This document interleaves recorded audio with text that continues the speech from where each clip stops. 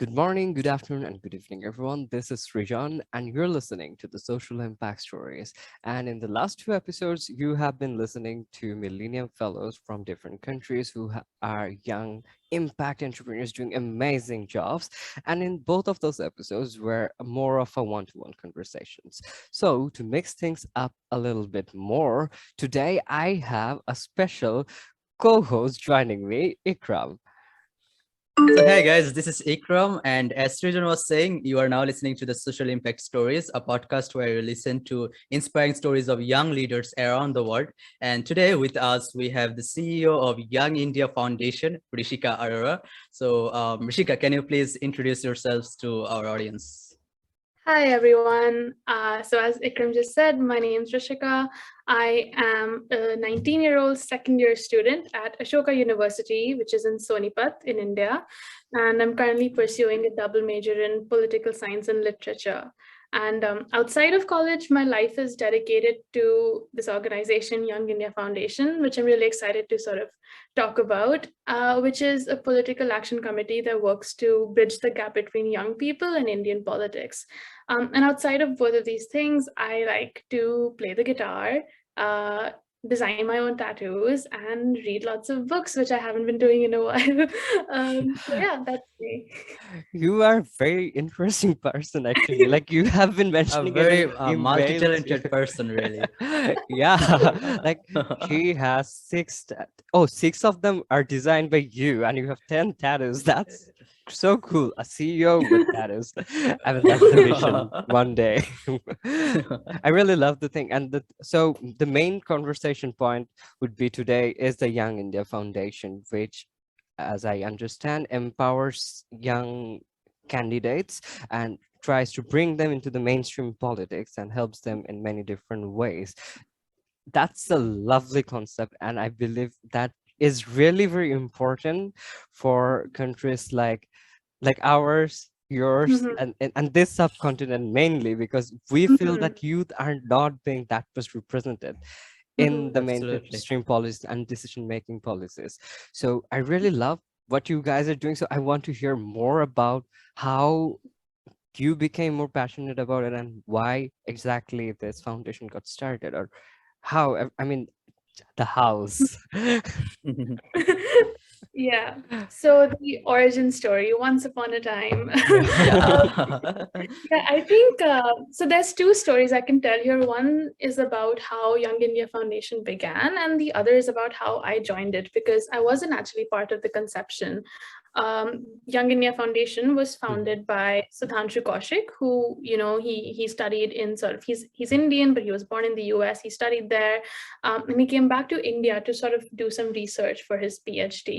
Focused around grassroots politics and young people, and he was at a village just talking to people about politics, and someone just comes up to him and says, okay, you're preaching to us about politics, you're telling us about how it's important to participate. Why don't you help us? Like, why should I sit here? Why don't you help me campaign? I want to campaign at the local level. So that was kind of like a wake up call for Sudhanshu, because we're so used to throwing around two terms, which is politics and that is like youth, right? We say political participation, great, young people, great, but like, what does that mean? What is happening? What's the sort of grassroots reality of young people's political participation? So this began in 2017. I joined a year later, towards the end of 2018, and the reason I joined is because I think that was the point in school where I had to start seriously thinking about what I want to do with my career, what I want to, dedicate my life to.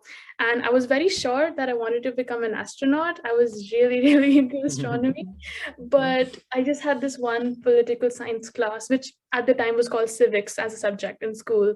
And I just fell in love with the fact that so many things we talk about in abstract terms, such as democracy or the parliamentary process or um, active voters, they mean real things that can be written about, that can be analyzed. It's a science of its own.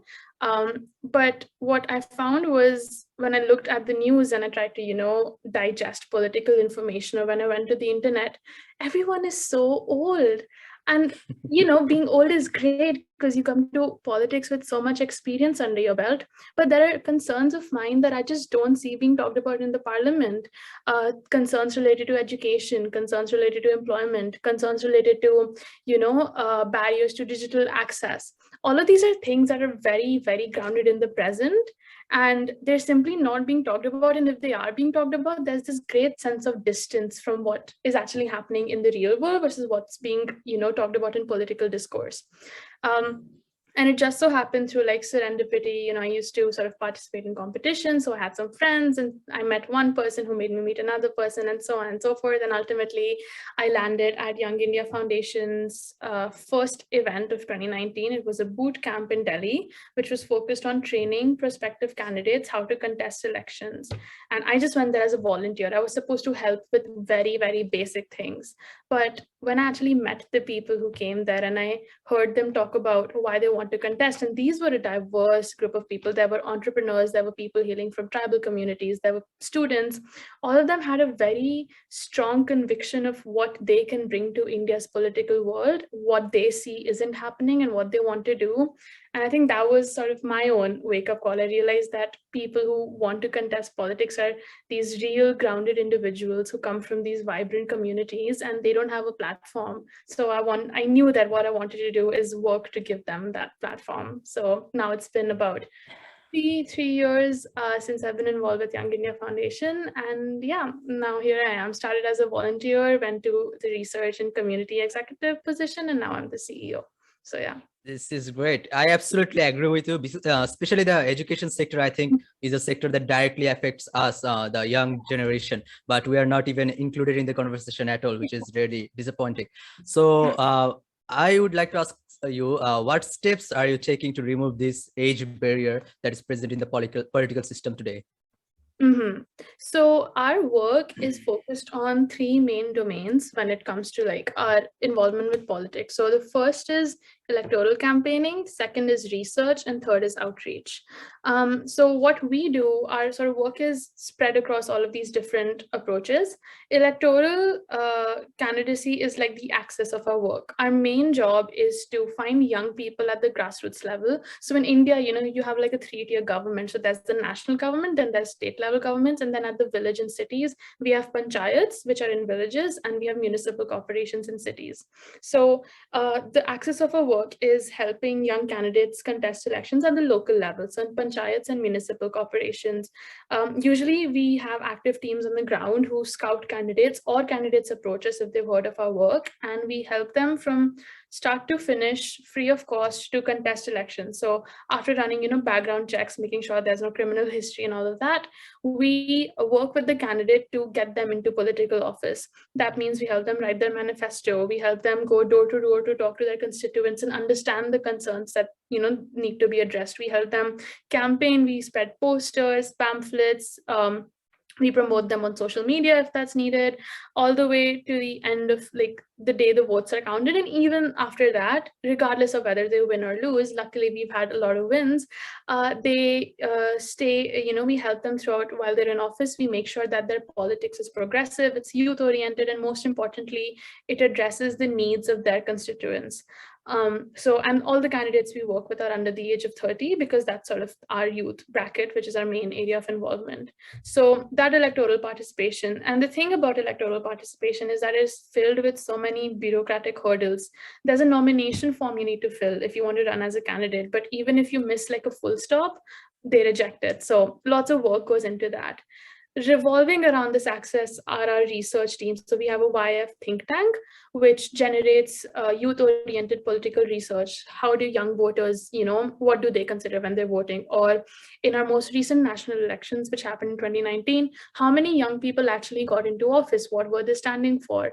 Or do young people actually value their vote, or do they think about other means to channel their political aspirations? So we have research ranging on these themes. We have information databases. So we have an election tracker, which lists the dates of all upcoming elections in India from the local to the national level. And along with that, we supply unbiased information so voters can make an informed decision. So that's our research side. Outreach is basically the work we do on the ground, which sadly was stifled due to the pandemic. But we go to we do workshops at schools. We host. Right now, we're planning this nationwide tour to sort of bring attention to young voters. We host webinars, events, talk to local officials. So essentially, what we want to do is to make sure that existing parties and political structures in India reform themselves such that more young people are allowed to participate. And secondly, the political discourse and the political structure at large is more welcoming of young people and their voices. So yeah. That's a lot of things, actually. I mean, wow.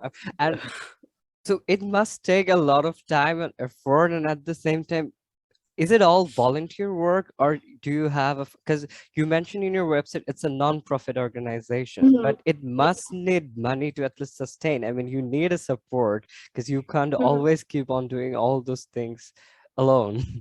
So how are you Yeah. doing it? So So the need for finances particularly comes in when we want to conduct offline engagements. So for our upcoming tour, we'll need, things like venues, and we want to make sure everyone who's working with us is paid a stipend and all of that. So that comes through fundraising. We reach out to corporate social responsibility wings, for example, or we reach out to, willing philanthropists, or even so any organization that can fund us or we can partner with them, that's one source of funding. Second is for our campaigns, electoral campaigns, we obviously need money. The thing about YF is that most of it does go out of our own pocket simply because we're dedicated to the cause, but we also do get individual donations from, willing supporters, which is really sort of the, what really keeps us going, I think. Individual donations at the grassroots level, that really helps. That being said, YF is an entirely volunteer-based organization. We're lucky enough to have people who believe in the cause as strongly as we do, so they, hop on this sort of journey with us and really put in their time and effort to work with us. And the reason we can do so much is because our incredible team is active in so many different parts of India. Um, but we are in the process of negotiating how we can make it possible that the people who do put an effort into this organization can be adequately compensated. So I would say that's a process, and I think something we were talking about is that as young people navigating an organization, it's hard to make other people take you seriously, which is exactly the problem we're trying to solve. But we hope that our work and experience gives us enough credibility to show that we are deserving of financial support or any form of support, especially the people who put in their work voluntarily to help other young people break sort of political barriers. that is great, actually. So what is your candidate selection process? So let's say someone wants to participate in electoral democracy, but are not very politically aware or don't know the procedure. How is Young India Foundation helping those people? So, luckily, we've had enough of a ground presence such that people who are willing to contest approach us, or we are able to approach them. And the candidate selection process is very, very simple. Our minimal requirements are there's three main things. First is that they're under the age of 30 because we want to support young candidates or around that age range. Second is there is no criminal history. They weren't involved in any sort of something that can be controversial or scandalous or immoral. And the third is that they generally champion progressive values. So we are a non-partisan organization. What just so happens in India is that at the local level, you can't really run on a party ticket. So all the candidates we have supported have been independent candidates, not affiliated with either right-wing or left-wing parties. But we do want them to generally, be someone who cares about their constituency's needs and is going into office because they believe that there's serious change that they need to make. So these are sort of our broad requirements, and eventually before we sort of take a candidate on board, we have very lengthy conversations about how we can help them, what they already have, and what they would like us to sort of the resources they'd like us to provide. Yes, it's a very consultative two-way process where we really think that the candidate and YF exist on an equal footing where they teach us as much as we can teach them. Wow. Has it ever been like this case? Like, two candidates wants to participate in this election and they're in opposition. So how do you decide whom to give the platform or help, or do you help both of them? At my time in YF, that hasn't happened. I think, I mean, that's a good thought experiment. I think that's something we should have a contingency plan for. But usually, when it comes to one election, we only support one candidate because of like limitations on our resources, and also to avoid any political conflict. If there's an independent candidate, we're going to give you our all. You have our undivided attention. No one else can steal that from us. So yeah. Sometimes this might happen, like as we are very underrepresented, as we, I mean youth. So as we are very underrepresented, sometimes like I might have very good ideas to serve as the holder of the office. I have very amazing strategies maybe and all those stuff, but I didn't have that much community involvement, so people don't know me that well. But I want to do things. And so Mhm. for that, how do you do things? Because most of them in your website, even you wrote that are from 21 to 25. So that's like undergrad students. So they are Yeah. maintaining their academic studies and maybe doing some charity works, and community involvement are there, but not in a mass way. But running for an office where against someone who has been maybe into the mainstream politics for a very long time, everyone knows him, maybe Mhm. corrupted, maybe good, anything can happen, but they knows Yeah. him. And in his opposition, I'm a nobody. So but Mhm. I have amazing plans. But Mhm. so how do you like mentor them or guide them? Mhm. I think that's the advantage that comes with working at such a local grassroots level, where our goal isn't to impress the whole nation with one person, it's to impress maybe one village or maybe a particular, like, very specific district in the Mhm. larger, region. So I think one something that I've said in previous workshops is that your campaign does not start when the election commission declares it's time to campaign. Your campaign starts the moment you're sitting at home. If Because what makes, I guess, what our politics is, if any, is that it's very human oriented, it's very community oriented. You don't go into politics for, it's not opportunistic. It's not to sort of, I mean, sure, many people think that starting at the local level is sort of a ladder, like it's a stepping stone to get to the next level at the state or national. And we support that. We want younger people all the way up in like our parliament. But the thing about local level politics is that if you are participating, you're participating with the conviction that you are here to represent everyone in your neighborhood and everyone in your community. So if there is someone who isn't that well known in their community, what we do is we make it a mission to make sure that by the time proper election time, like the period starts, people know your face and they associate a name with your face, and then they associate certain ideas with your face. We really, really encourage door-to-door campaigning. In fact, our candidates themselves, sort of uh, propose that they want to go door to door, because you just had people who are very willing to uplift their own communities. So we encourage that. We make sure that their ideas that they have for their constituency are very easily accessible and condensed in such a way that everyone in their constituency can understand them. So we get local translators who can make sure that what they are communicating goes through to the people. We make sure that they visit schools, local hospitals, everyone's houses, not even to ask for a vote, just to tell them what their ideas are. And people at the local level are smart enough and connected with their local politics well enough to know that, yes, this is a person who has serious ideas and is seriously capable of implementing them. So as long as you do have a good strategy and good ideas in mind, as long as you can show these people that the current status quo isn't working out well, but you going in will, I think you've done more than half of the job. So yeah. Mm. Yeah, so from I think Young India Foundation organizes candidate boot camps for this reason, Mhm. right?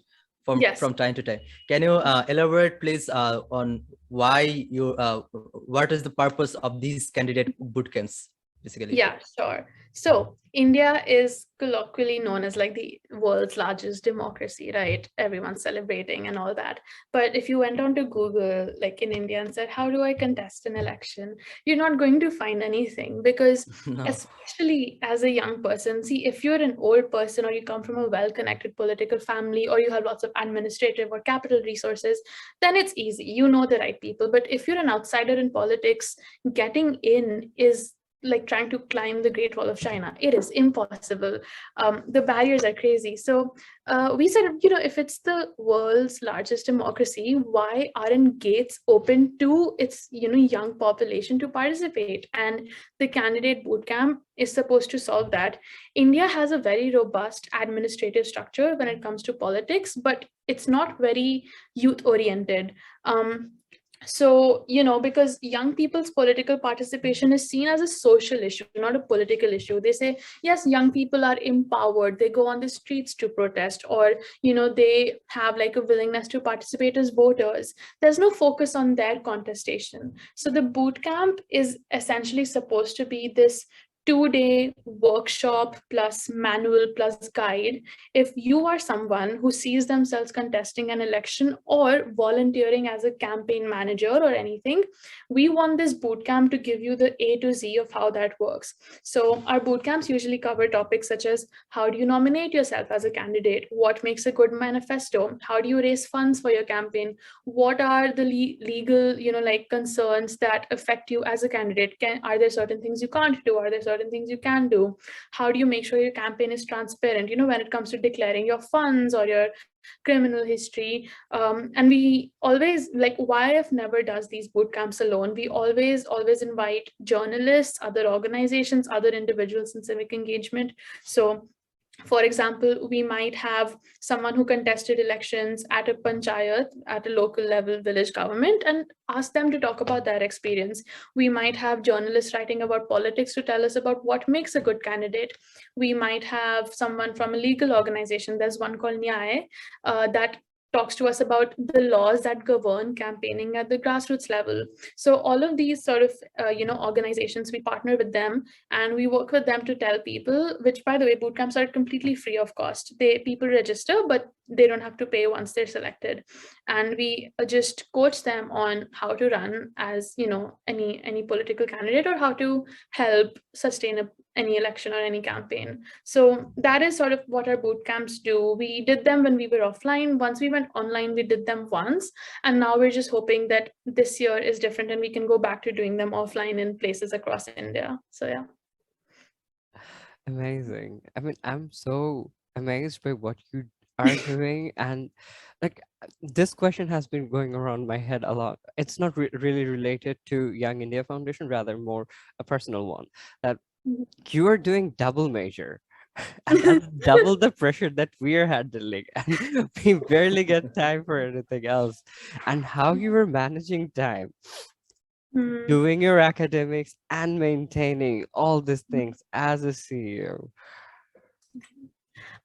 So I think there's two answers to that. The first is I am incredibly blessed to have a very active support system in the shape of like my family, my friends, but even my college and Young India Foundation itself. So everyone who I surround myself is extremely, extremely supportive. And there's so many times where friends who aren't part of Young India Foundation, because they have a certain skill set, such as they know how to design a website, can help me with certain nitty-gritty things. And even in general, just emotional support makes a lot of difference, right? I have people telling me, go to sleep, you can't pull an all-nighter again. And that's important. It's nice to have, I guess, just surround myself with supportive people. But Young India Foundation is just, it's such an incredible team. I can't emphasize, like, sometimes when I work with these people, I'm like, how am I working at the same organization as them? They're so insanely talented. And the best thing is they're all scattered across the world. A lot of them are people who lived in India but then went to study abroad. But despite that, we're just connected by this conviction that young people deserve to have a voice in India's political field. And it's nothing we do is done by ourselves. Like, we always have a team for all our events, all our initiatives. people given their time and their efforts, and it really helps with sort of distributing work such that no one is burdened and no one is overworked. So I think the team I have at YF is just really, really amazing. And finally, even at college, I think because I've been a part of YIF only during online college, it's been relatively more manageable because there are some times where I can just sit in class and simultaneously answer a few emails. And I hope my professors don't listen to this. I promise I pay full attention.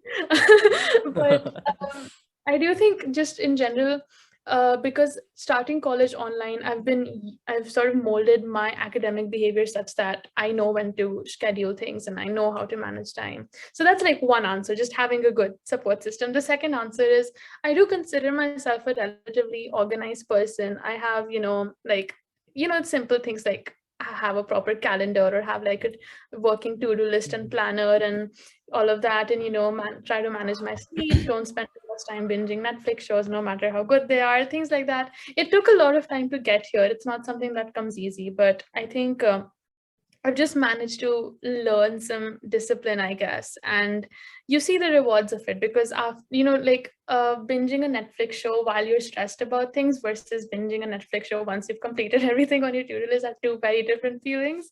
So, but that's the thing. I think as young people, we already have so much on our plate, right? Whether it's academics, whether it's supporting your family and whatnot. Political participation shouldn't be a burden. It should be a natural activity you do as a citizen. And I think that's what YF also wants to do. It wants to show you that politics is a natural part of your life. It's not something you spend extra time towards. It's just something you live in and breathe. So, yeah. That was really inspiring to hear. So, from my understanding, YIF currently primarily focuses on local and regional positions, right? So, when do you think you can start targeting national positions? What is your best case scenarios? Best case scenario tomorrow. A very practical case scenario is probably, I think it's a long drawn effort that's going to take 2-3 years, maybe even more. But I think about the national level more than simply contesting elections for candidates at the national level, because if you're an independent candidate contesting national level elections, that is a very, very big feat. So what we want to do instead is make national level politics generally accessible for young people through other means. So one of our biggest campaigns called Y25 is simply this campaign to connect with local officials and also file petitions in court and introduce private member bills in parliament asking why is the age of contesting an election in India 25? If you can vote at 18, local level elections you can contest at 21, but national level elections, for some reason, you have to be 25. It just so happens that in India, almost 64% of the population is below the age of 30, but in the parliament, less than 1% of the population of the parliament is of the same age bracket. And that's a ridiculous gap. So I think one of the ways to sort of alter that gap is lowering the age of candidacy, bringing it down to 21, the same as local level elections.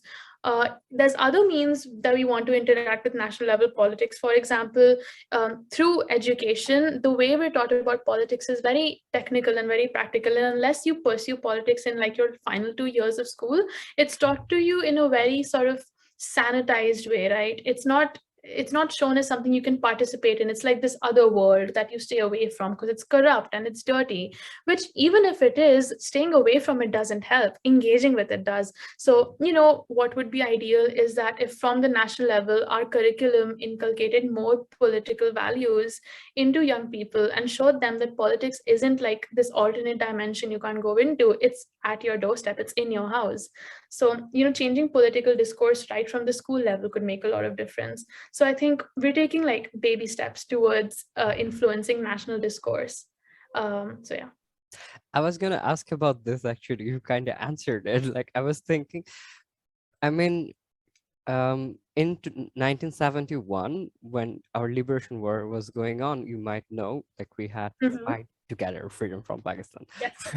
And so there was an interesting thing apart from the war itself was that the movement that was started was by the students, the young people who were the main catalyst of the war itself. The war started through those movements, and all those movements were from universities, not from Mhm. any political party, from any political officer, nothing like that. Those were simply just because those youth cared about their country, the politics, and more.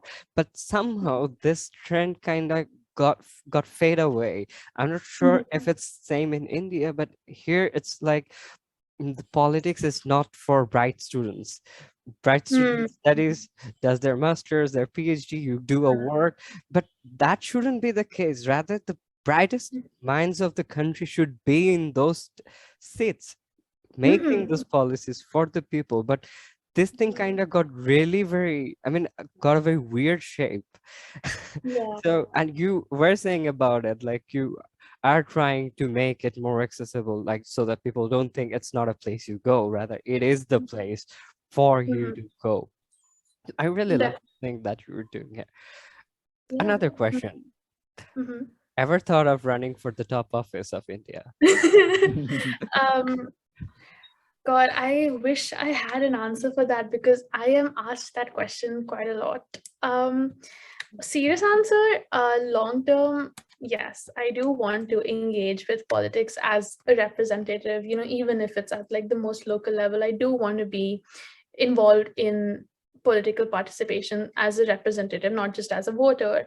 But I do think that's something that will come later because I want to spend as much time as I can. Like, what's my sort of ideal plan is studying because I love academia, but after that, working on research and assisting other campaigns with more experience. So, right now, when I do work with campaigns at the local level, it's my favorite thing to do. And I want to continue doing that. I want to support people running for political office at the local level, at the state level, maybe even at the national level. It's something I've only like had a surface level experience of when I worked with a person who like an ex-minister of member of parliament, and that was the closest I got to that experience. But I do want to spend more time working sort of from the outside or from the backstage, eventually contesting elections. Hopefully by the time I want to contest elections, A, the age of candidacy allows me to, and B, the world is generally more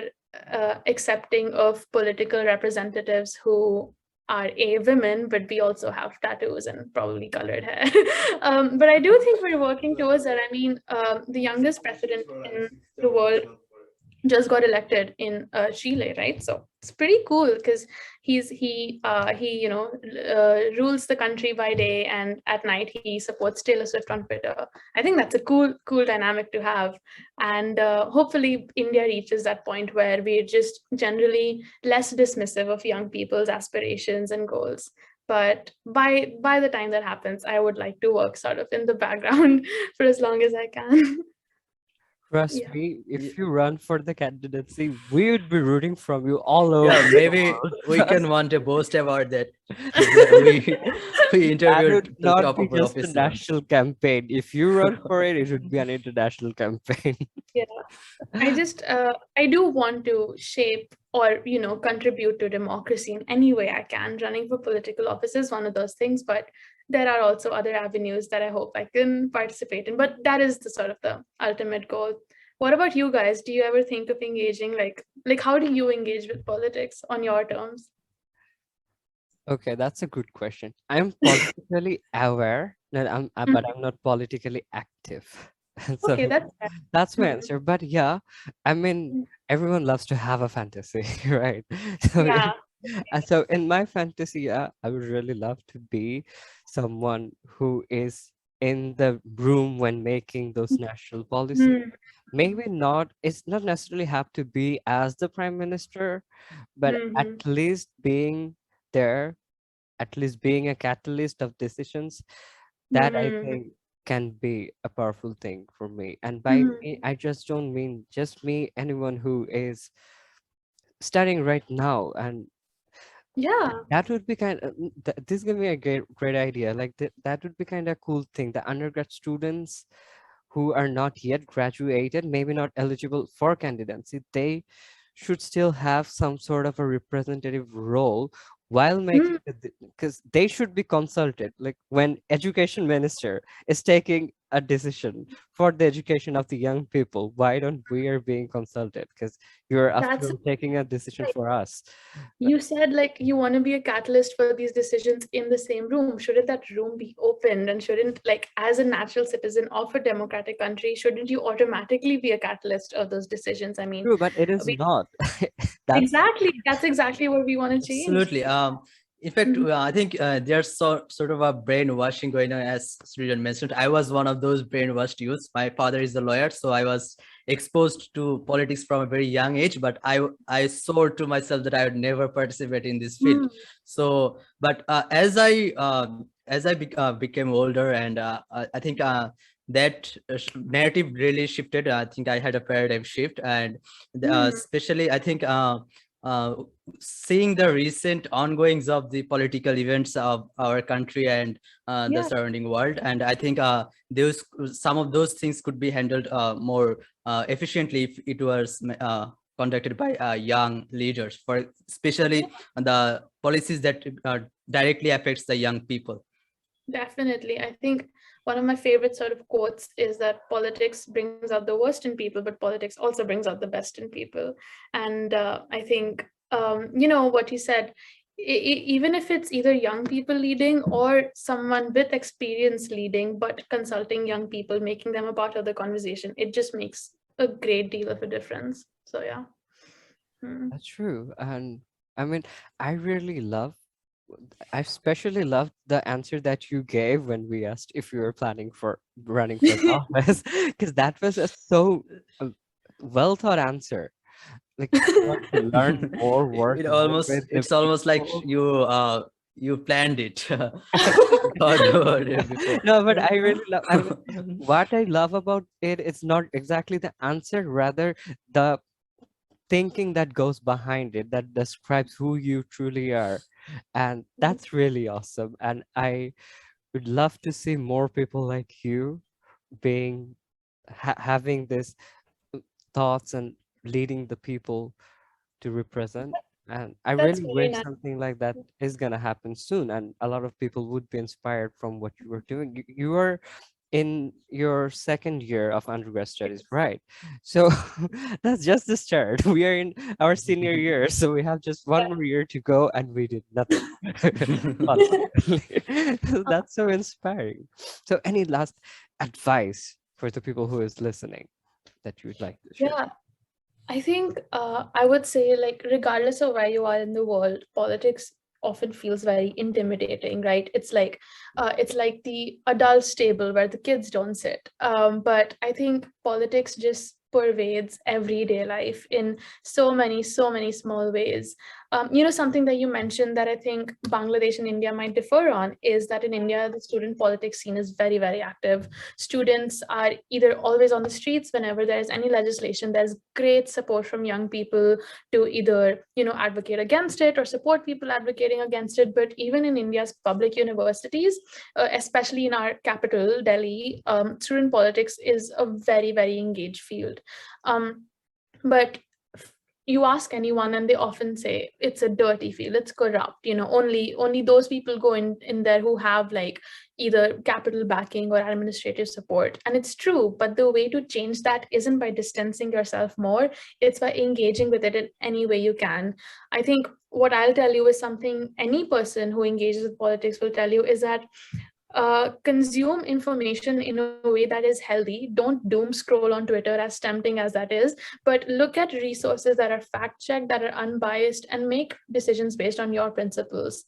I think there is just so much more to politics than which party you support. It comes down to the kind of world you want to see, the kind of place you want your identity to inhabit in the world.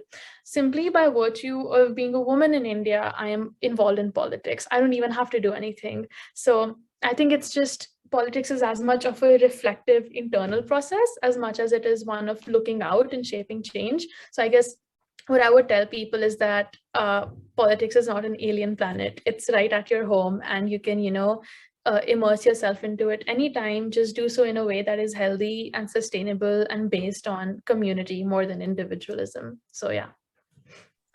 Awesome. Really love talking to you in this episode, and thank you so much for coming here and giving your time, Madam CEO. Thank you so much for having me. I Yeah, just it's it just was really really inspiring to hear you talk, and I think our audiences will really find it inspiring to listen to you. that's the nicest thing. Just the fact that as young people, you are platforming other young people, getting them to talk about the ways they make change, no matter how big or small, is exactly the kind of work we want to support and encourage. So I'm just really happy to see this synergy and this podcast itself. It's a wonderful idea, and I can't wait to listen to future episodes. Awesome. So thank you very much. And those who are listening to the podcast, stay tuned. We'll be right back with more episodes. And don't forget to subscribe to the YouTube channel. See you. Bye.